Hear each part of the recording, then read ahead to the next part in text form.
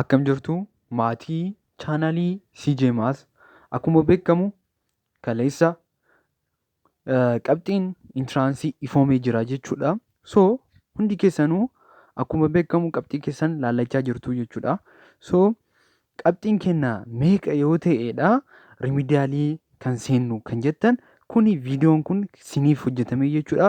Viidiyoo kana hanga dhumaa laaluu qabdanii jechuudha. So chaanaalii keenyaafillee haarawa kan taatan chaanaalii keenya sabskiraayib gochuu dammoo laayik warroota isaaniif hin barbaachisa jettanii yaaddan sheer gochuudhaan viidiyoo jalqaba jechuudha. Daayirektirii gara infoormeeshinii seenaa jechuudha. Akkuma beekamu Piroofeesar Birhaanuu Naggaa akka beeksisanitti rimidiyaaliin ni jira jedhamanii gaafatamanii turani. So isaanillee akkuma deebisanii jiranii jechuudha. Rimidiyaaliin akka jiruu fi rimidiyaaliin akka bara ingaddaa akkuma jiruu fi garuu bara ingaddaarraa namni akka hir'atuu fi barattoonni baay'ee gadi akka hir'atan ibsanii turanii jechuudha. Bara ingaddaa I think yoo yaaddattan nama 70,000 oltu rimidiyaalii seenee jechuudha. So barana dammoo nama 70,000 gadi yookaan 60 yookaan 50 gadi jidduutti akka gara rimidiyaalii akka seenan ni eegama jechuudha. So qabxiin keenya meeqa yeroo ta'edha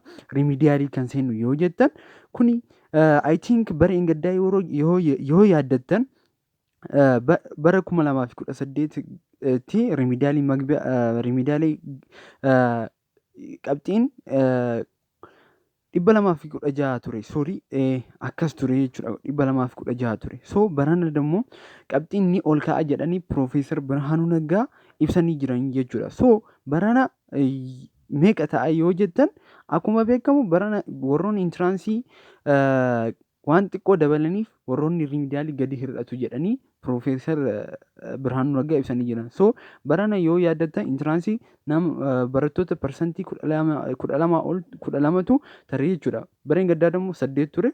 So parsantii xiqqashuutu dabale jechuudha. So barattoonni ni 60,000 ol 60,000 yookaan 50 ol ni seenanii jechuudha. So qabxiin isaanii immoo meeqa ta'a?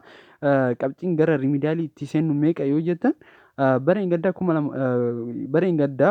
216 yeroo ta'e barana yoo dabale yeroo sirriitti dabale 220 hanga 225 akka ta'u ni eegama jechuudha. So infoormeeshinii haarawaa yoo jiraate kan isin beeksisnu ta'a. Hanga sanii sabskiraayib gochuudhaan nu wajjin tura.